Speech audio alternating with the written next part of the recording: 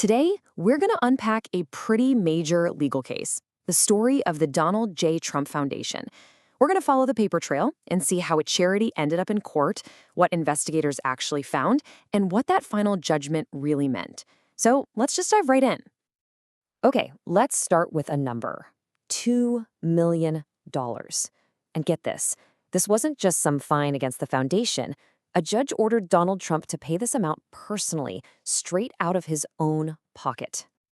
So why the big personal penalty? Well, a New York judge found that he had breached his fiduciary duty. Now, that's a fancy legal term, but all it really means is that when you run a charity, you have a responsibility to always act in the charity's best interest.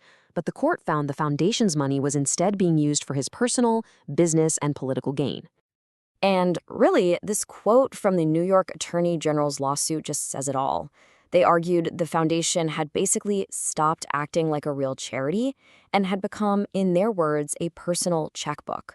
I mean, that's a heavy accusation, right? So how on earth does a nonprofit even get to that point? First up, a charity forced shut. The consequences here weren't just financial.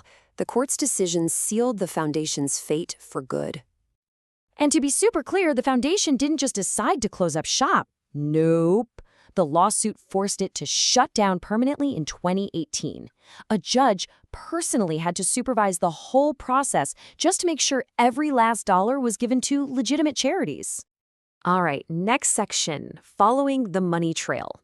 So how did all this even come to light in the first place? Well, it started with some investigative journalists asking tough questions, and that led to a full-blown investigation.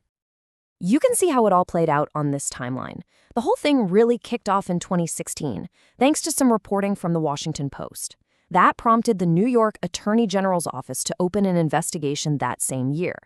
By 2018, they clearly had enough to file a lawsuit, which was finally resolved in 2019 through a settlement. And the lawsuit did not mince words. Prosecutors used this exact phrase, a shocking pattern of illegality, to describe what their investigation turned up. That signals this wasn't about a few little mistakes, but about what they saw as persistent and serious misconduct. Okay, next up, a personal checkbook. So what did the lawsuit actually mean by that? Let's look at the specific allegations. The key legal concept you need to know here is self-dealing. It's totally illegal for a nonprofit's leader to use the organization's money, which is supposed to be for the public good, to benefit themselves, their family, or their for-profit businesses. And this was right at the core of the case against the Trump Foundation. So the lawsuit laid out three main ways the money was misused. First, using charity funds to settle lawsuits for his for-profit businesses. Second, buying personal items. And third, making illegal political contributions. And these were not just vague accusations. Investigators pointed to specific, documented transactions. For example, the foundation paid over $250,000 to settle lawsuits for his private clubs. It also made an illegal $25,000 political donation. And then, of course, maybe the most famous one, it spent $10,000 to buy a portrait of Donald Trump that was later displayed at one of his resorts. So you might be wondering, how could this happen? Well, there was essentially zero oversight. The foundation's board, which included Donald Jr., Ivanka, and Eric Trump, had not held a single meeting in almost 2 decades. In fact, the foundation's own treasurer later testified he wasn't even aware he was on the board. This slide highlights another huge issue: political coordination. During a 2016 Veterans fundraiser in Iowa that raised $2.8 million, it wasn't the foundation deciding where the money went. Court documents revealed that it was the Trump presidential campaign directing the funds to boost his political standing right before the Iowa caucuses, and that's a direct violation of campaign finance laws. Okay, so after all this, what was the final outcome? Let's break down the court's ruling in our next section, the final judgment. The court's order had a few different parts. First, the foundation was permanently dissolved. Done.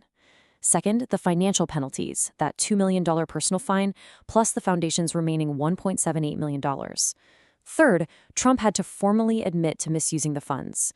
And finally, the court put strict limits on his future charity work. The good news in all of this is where that money, nearly $4 million in total, ended up. It was distributed equally among 8 legitimate, court-approved nonprofits. including well-known organizations like the United Negro College Fund, City Meals on Wheels, and the U.S. Holocaust Memorial Museum. But the story doesn't end with the money.